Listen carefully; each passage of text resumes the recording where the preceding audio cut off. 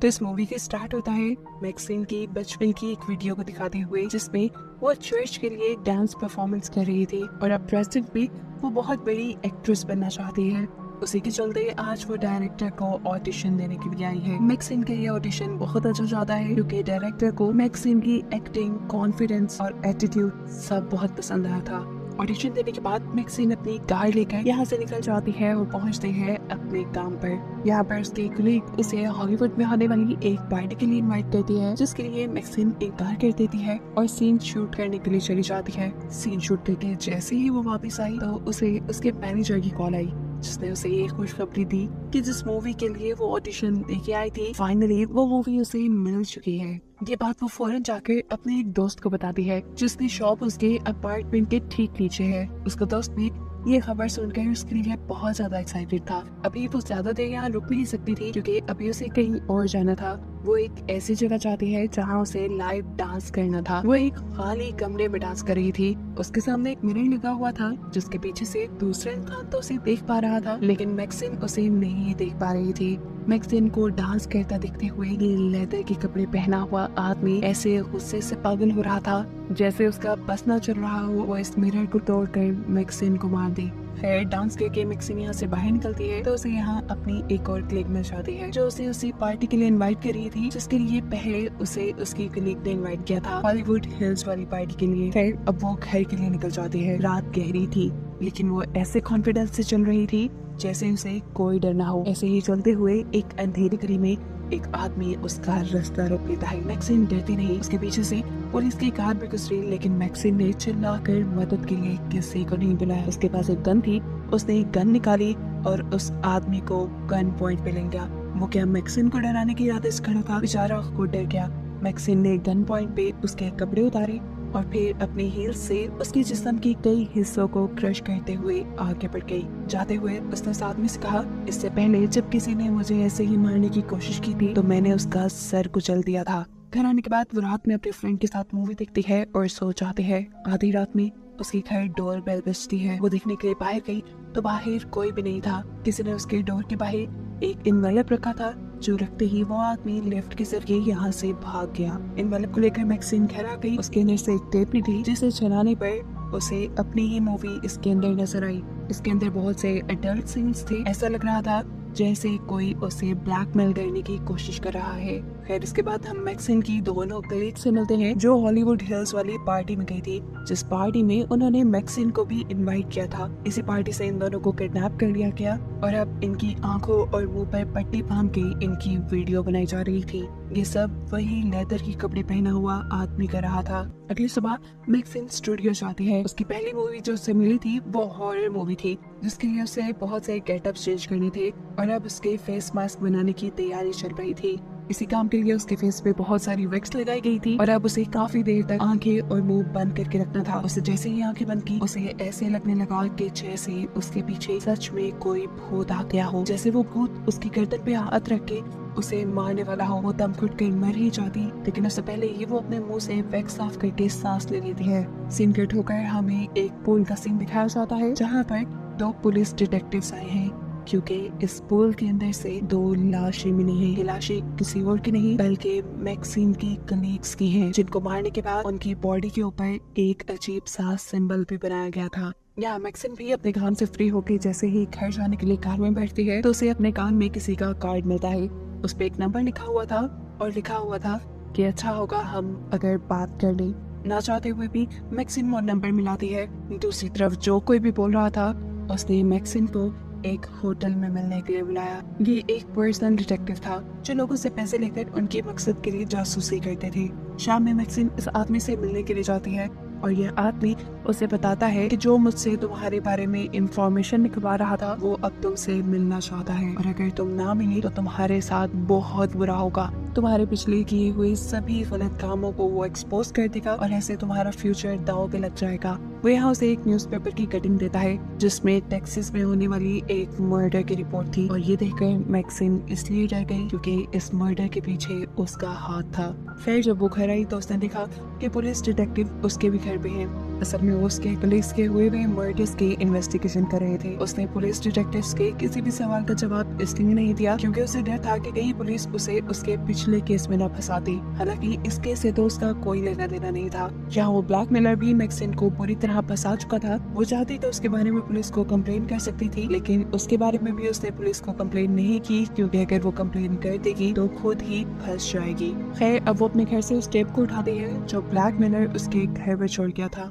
इसे लेकर आई वो अपने एक फ्रेंड के पास और उसने कहा कि इस टेप को ट्रैक करो, देखो इसे किसने रिकॉर्ड किया है। इतने में ही उसे उसकी डायरेक्टर की कॉल आती है जो उसे मूवी का सेट दिखाने के लिए लेके जा रही थी। वो सेट दिखने के लिए ये लोग शहर से काफी दूर आ जाते हैं। लोकेशन तो ये काफी अच्छी थी, लेकिन यहाँ पर मैक्सिन को कोई लड़की विंडो से दिखाई देती है। मैक्सिन जानती थी कि लड़की असल में यहाँ नहीं है, वो सिर्फ उसे हॉन्ट कर रही है, डरा रही है क्योंकि मैक्सिन ने इसी लड़की को मारा था। यहाँ पर डायरेक्टर मैक्सिन को ये भी बताती है कि प्रोड्यूसर नहीं चाहता कि मैक्सिन उनकी मूवी में काम करे क्योंकि मैक्सिन का बैकग्राउंड कुछ अच्छा नहीं, लेकिन डायरेक्टर को उसकी एक्टिंग बहुत पसंद है। और मैक्सिन से कहती है तुम अपना 100% देना, मैं तुम्हारे साथ हूँ। ये मूवी थिएटर्स में लगेगी और तुम्हारा फेम एकदम से बहुत बढ़ जाएगा। मैक्सिन भी हाँ में सर हिलाती थी क्योंकि वो इस मौके को गंवाना नहीं चाहती थी। और जब यहाँ से अब अपने घर के लिए निकली तो उसने देखा वही डिटेक्टिव जिसने उसे किसी से मिलने के लिए बोला था वो उसका पीछा कर रहा था।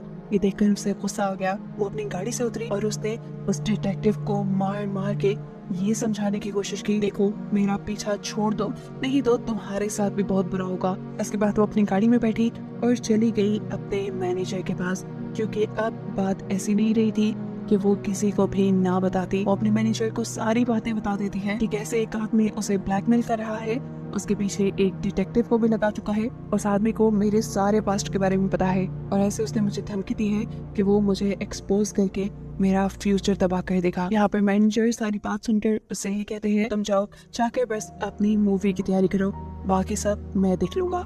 अपने मैनेजर की बात मानते हुए वो उस आदमी से मिलने के लिए नहीं जाती, बल्कि घर पे अपनी मूवी की स्क्रिप्ट याद करने लग जाती है। और वो आदमी जो मैक्सिन से मिलना चाहता था, मैक्सिन की इस हरकत की वजह से उससे बदला लेने के लिए वो उसके दोस्त को ही मार देता है। उसने ये मर्डर इतने बुरे तरीके से किया था कि हर देखने वाला खौफ में आ जाए। मर्डर करने के बाद वो जाकर डिटेक्टिव की कार में बैठ गया और इससे हमें पता चला कि वो डिटेक्टिव इस आदमी की हर तरह से मदद कर रहा है। अब सुबह हुई और जैसे ही मैक्सिन अपने फ्लैट से नीचे उतरी तो उसे अपने फ्लैट के बाहर इतना रश देखकर झटका लग गया और जब उसे ये पता चला कि उसके दोस्त का मर्डर हुआ है तो वो शॉक ही रह गई। उसके दोस्त की बॉडी पे वही स्टैंप लगाई गई थी जो उसकी बाकी दोनों कलीग्स की बॉडी को लगाई गई थी। यहाँ अब पुलिस मैक्सिन को पकड़ कर ले जाती है क्योंकि जिन 3 लोगों का मर्डर हुआ था वो तीनों मैक्सिन के कांटेक्ट में थी और इन तीनों के फेस पे एक जैसे ही स्टैम्प्स थे। पुलिस मैक्सिन से कहती है जो कुछ भी जानती हो हमें बता दो, जितना तुम हमारी मदद करोगे उतनी ही हम तुम्हारी मदद कर पाएंगे। और अगर तुमने हमें कुछ ना बताया तो ये भी हो सकता है कि सीरियल किलर अगली मर्तबा तुम्हें ही मारे, क्योंकि ये तीनों तुम्हारे बहुत करीब हैं और इससे यही साबित हो रहा है कि उस सीरियल किलर का अगला शिकार तुम होगी। फिर मैक्सिन ने अभी भी पुलिस को कुछ नहीं बताया और वो वापस अपने स्टूडियो आ गई जहाँ पर उसकी फिल्म रिकॉर्ड हो रही थी। यहाँ पे उसे मिली उसकी को एक्टर जिसने मैक्सिन को बहुत ज्यादा कॉन्फिडेंस दिया और ये यकीन दिलाया कि वो इस मूवी में अच्छा परफॉर्म करेगी। ये लोग ज्यादा मूवी को डिस्कस नहीं कर सकते थे क्योंकि दूसरी लड़की को जाना था हॉलीवुड हिल्स की एक पार्टी में। हाँ, लेकिन जाते जाते उसने ये एडवाइस जरूर दी थी मैक्सिन को कि जैसा डायरेक्टर बोले बिल्कुल वैसा ही करना, ये तुम्हारे हक में ठीक रहेगा।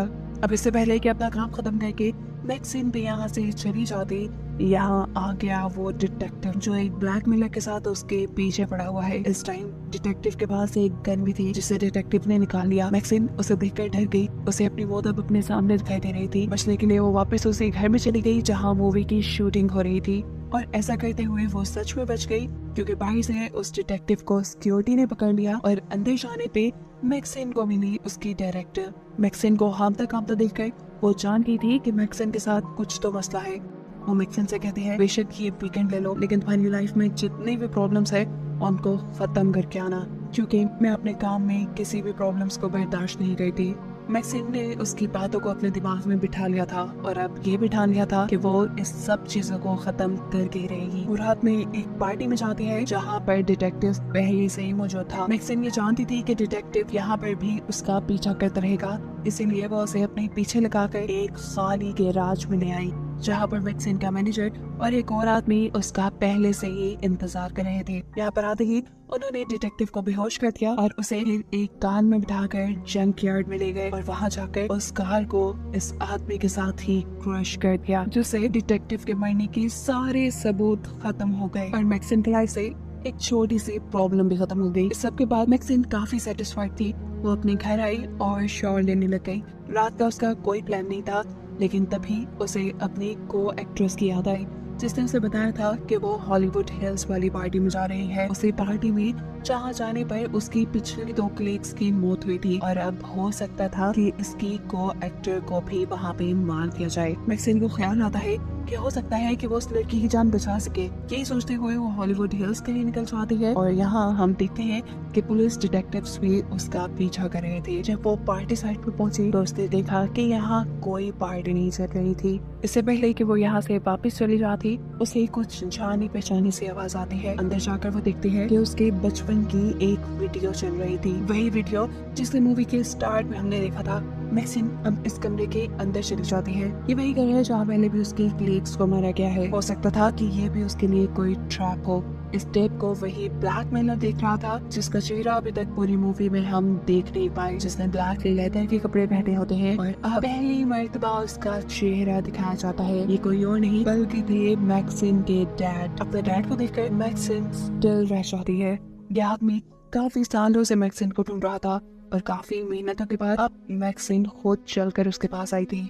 इसने इतने सारे मर्डर्स क्यों किए, उसके पीछे एक रीजन थी। उसका मानना था कि हॉलीवुड जो हॉरर मूवीज बना रहा है उससे लोगों का माइंड करप्ट हो रहा है और लोग किन्हीं गुनाहों की तरफ जा रहे हैं। उन्हीं गुनाहों को रोकने के लिए और हॉलीवुड को एक्सपोज करने के लिए उसने वो सारे मर्डर्स किए और उन सब के मुंह पे एक स्टैम्प भी बनाया। मैक्सिन तो यहाँ पर अपनी को एक्ट्रेस को बचाने के लिए आई थी, लेकिन उसे क्या मालूम था कि वो उसके यहाँ आने से पहले ही मर गई। इसी टाइम उसका पाँव लगा एक सूटकेस पे जो सीढ़ियों से लुढ़कते हुए नीचे गिरकर खुल गया और उसके अंदर से निकला उसकी को एक्ट्रेस का कटा हुआ सर। इससे पहले कि मैक्सिन भी यहाँ कुछ समझ पाती, उसके डैड उसे बेहोश कर देते हैं और उसे एक खास जगह पर ले आया जाता है। उसके डैड का मानना था कि मैक्सिन भटक गई थी और उसे वापस रास्ते पे लाया जा सकता है। उसने जितने भी गुनाह किए थे उसके सारे गुनाहों से उसे साफ करने के लिए ये लोग उसका एक्सोर्सिज्म करने वाले थे, इसलिए उसे एक दरख्त से बांध दिया गया था। यहाँ पर उसके डैड के बहुत से फॉलोअर्स भी खड़े हुए हैं और सब कुछ रिकॉर्ड किया जा रहा है। इससे पहले कि अब मैक्सिन के डैड उसके मुंह पे भी वही स्टैंप लगा दे